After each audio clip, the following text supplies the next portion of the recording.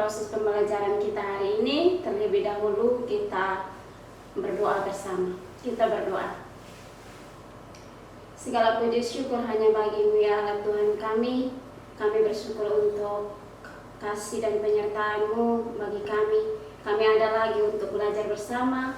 Kami mohon biarlah Tuhan tuntun menyertai memberkati kami dalam proses pembelajaran kami. Demi Kristus Yesus Tuhan kami berdoa. Amin. Baik, sebelum kita masuk dengan materi kita hari ini, Ibu akan mengecek kehadiran kalian. Apakah semua hadir hari ini?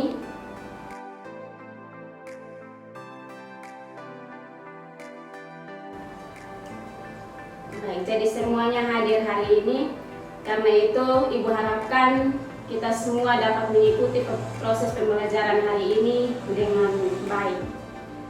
Nah, anak-anak, apakah di antara anak-anak ada yang punya masalah dengan teman atau dengan orang tua atau orang-orang yang ada di sekitar kalian, atau mungkin dengan teman yang setingkat dengan kalian? Apa yang kalian lakukan ketika kalian ada dalam permasalahan?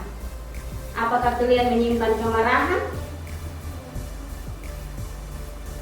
Ibu harapkan ketika kita menghadapi situasi demikian, kita tidak menyimpan kemarahan, tapi kita harus berusaha untuk menghilangkan kemarahan itu, untuk menciptakan kedamaian dengan cara kita saling memaafkan. Jadi pembelajaran kita hari ini kita akan mulai, dan Ibu berharap kita semua bisa tenang ya, dan semuanya bisa memberikan perhatian dalam proses pembelajaran hari ini.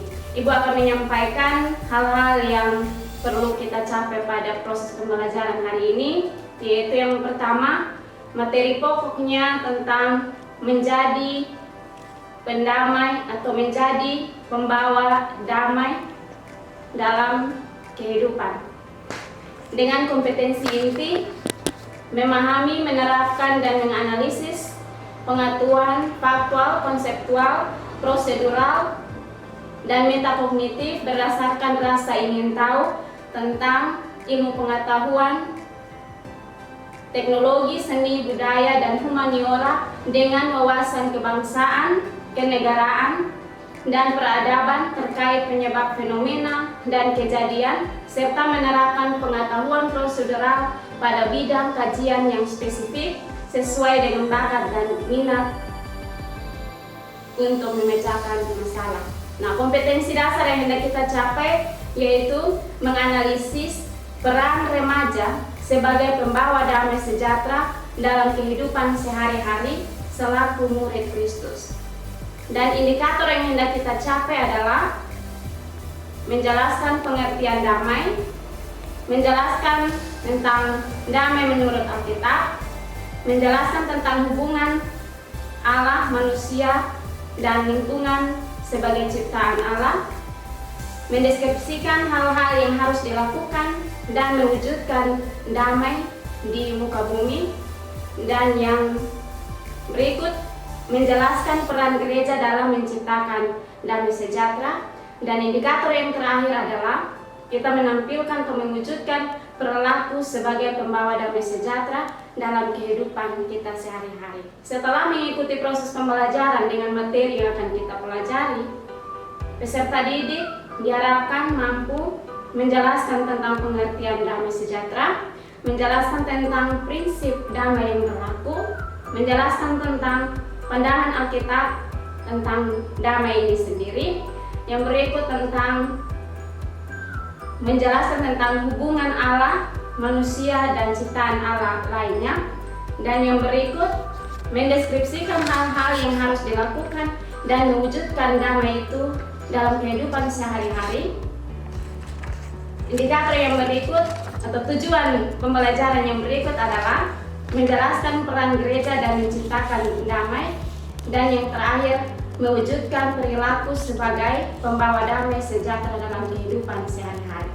Ya, jadi materi pembelajaran atau sub-sub tema yang kita pelajari hari ini. Dari materi pokoknya menjadi pembawa damai sejahtera, kita akan belajar tentang pengertian damai sejahtera, prinsip, hubungan manusia dan Allah serta ciptaan lainnya, dan damai sejahtera menurut Alkitab. Baik, anak-anak, dalam proses pembelajaran ini, Ibu berharap ketika Ibu menyampaikan materi ini, Ibu juga mengharapkan agar kalian bisa belajar dari referensi yang lain.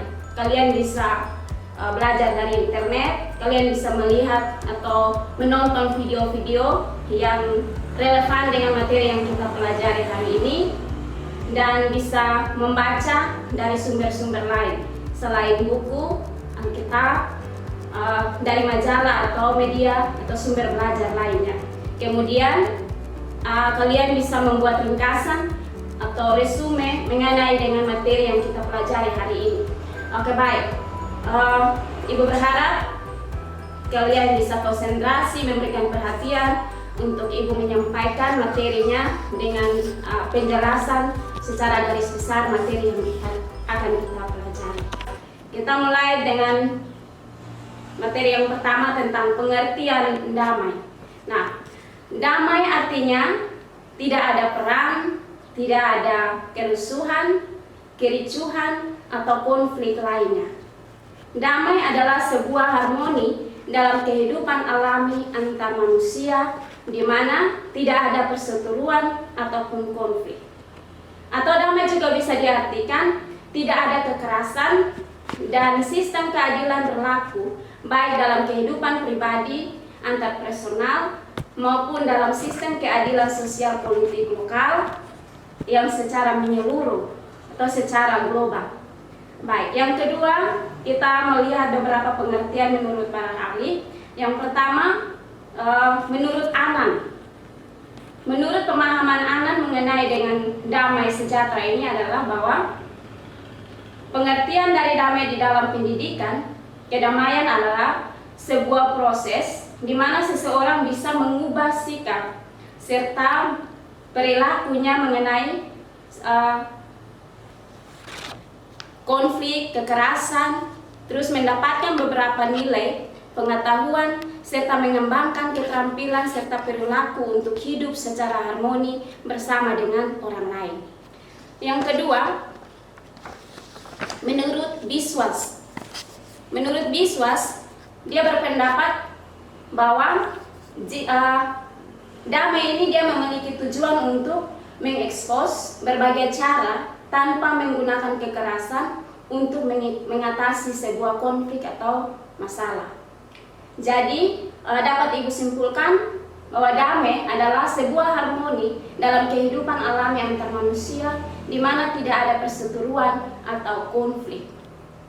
Nah, yang kedua, pengertian damai menurut Alkitab. Apa pandangan damai menurut Alkitab?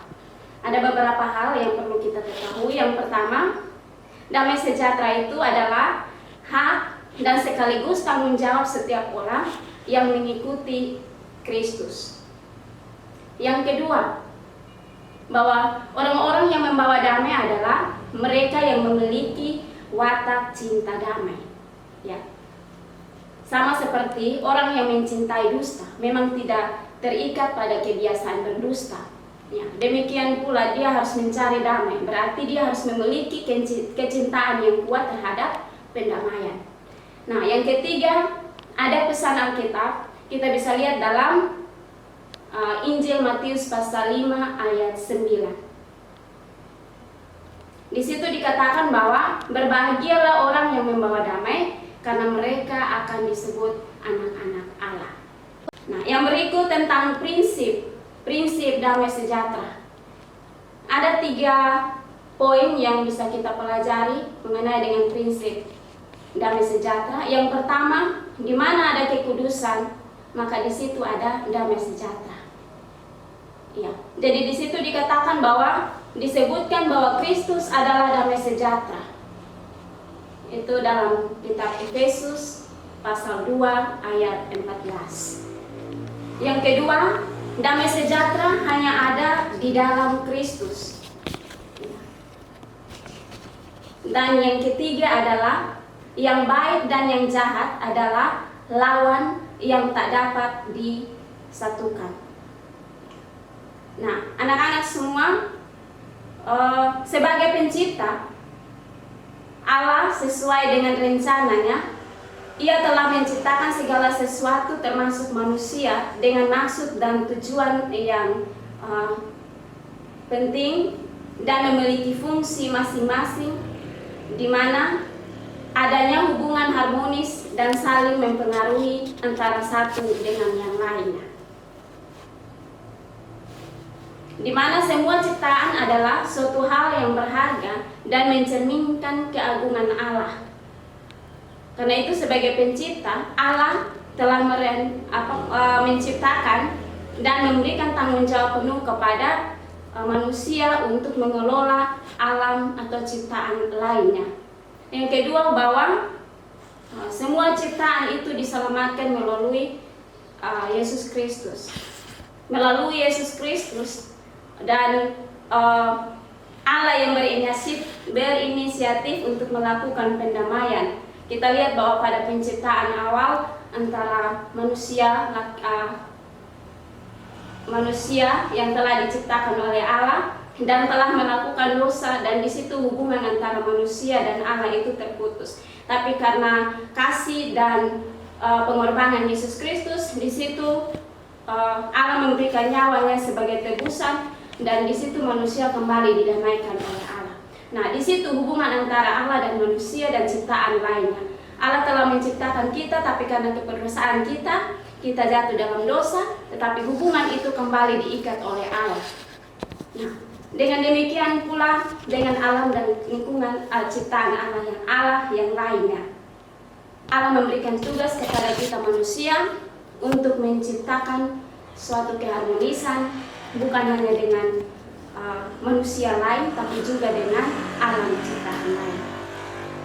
Nah, anak-anak, ada beberapa hal atau cara yang sederhana yang bisa dilakukan sebagai seorang remaja. Nah, hal-hal yang dilakukan oleh generasi muda atau remaja untuk menciptakan perdamaian di dunia, yaitu yang pertama, menjadi pribadi yang baik tanpa mengharapkan imbalan. Nah, yang kedua, tidak menghakimi orang lain. Yang ketiga, kita harus mencintai orang lain. Yang berikut, kita harus menciptakan suasana damai di dalam rumah tangga kita masing-masing. Yang berikut adalah kita harus meluangkan waktu atau untuk menciptakan sesuatu yang kreatif dalam diri kita untuk menciptakan kedamaian itu. Ya, dan yang terakhir adalah bahwa tentu sebagai orang yang percaya, dia harus melakukan meditasi dan atau berdoa itu dan berusaha untuk mewujudkan pendamaian itu sendiri. Ya, karena pendamaian itu akan tercipta ketika kita berdamai dengan diri kita sendiri, dengan orang lain, atau dengan sesama kita. Baik, anak-anak, ini itu penjelasan secara garis besar tentang materi pembelajaran kita hari ini, dan Ibu memberikan kesempatan kepada kalian. Mungkin ada hal-hal yang perlu ditanyakan, Ibu beri kesempatan.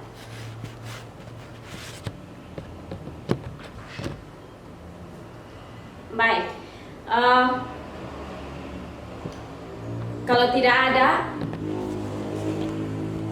Ibu berharap dalam proses pembelajaran hari ini dan materi yang Ibu sampaikan bisa dipahami. Tetapi ada tugas yang akan Ibu berikan untuk kalian bisa mencari, menemukan hal-hal yang akan Ibu berikan sebagai tugas. Kalian bisa kerjakan, bisa berdiskusi dengan teman atau mungkin orang tua atau mungkin juga dengan guru ketika ada hal-hal yang belum dimengerti bisa ditanyakan. Jadi kalian bisa mencari sumber lain untuk bisa belajar. Nah, dari penyampaian materi hari ini, Ibu akan berikan rangkuman atau kesimpulan dari materi yang telah Ibu sampaikan, yaitu yang pertama, damai adalah sebuah harmoni dalam kehidupan alami antar manusia di mana tidak ada perseteruan ataupun konflik. Yang kedua, bahwa damai sejahtera itu adalah hak yang atau sesuatu yang menjadi tanggung jawab setiap orang yang percaya kepada Kristus. Dan yang ketiga, bahwa orang-orang yang membawa damai sejahtera adalah mereka yang memiliki watak cinta damai. Yang keempat, kita lihat pesan Alkitab menurut Injil Matius pasal 5 ayatnya yang ke-9 dan yang kelima, prinsip memperoleh damai sejahtera yang sesungguhnya atau damai sejahtera yang sejati. Yang pertama, di mana ada kekudusan, di situ ada damai sejahtera. Efesus pasal 2 ayat 14. Yang kedua, damai sejahtera hanya ada di dalam Kristus. Roma pasal 6 ayat 27. Dan yang ketiga, yang baik dan yang jahat adalah lawan yang tak dapat disatukan. Itu menurut pertama Korintus pasal 15 ayat 33 sampai 34. Dan kesimpulan yang terakhir adalah hal-hal yang dilakukan oleh generasi muda untuk menciptakan perdamaian adalah jadilah pribadi yang baik tanpa mengharapkan imbalan, berhenti untuk berperan sebagai korban, mencintai orang lain, dan menciptakan suasana damai di dalam rumah. Luapkan sisi kreatif dalam diri dan sisihkan waktu untuk membantu orang lain dan berdoa. Ya, demikian penjelasan dan kesimpulan dari materi yang kita pelajari hari ini. Dan kita akan menutup pertemuan kita hari ini dengan doa. Kita berdoa. Terima kasih Tuhan untuk penyertaan-Mu di sepanjang proses pembelajaran yang kami lakukan hari ini. Terima kasih, di dalam nama Tuhan Yesus kami berdoa. Amin.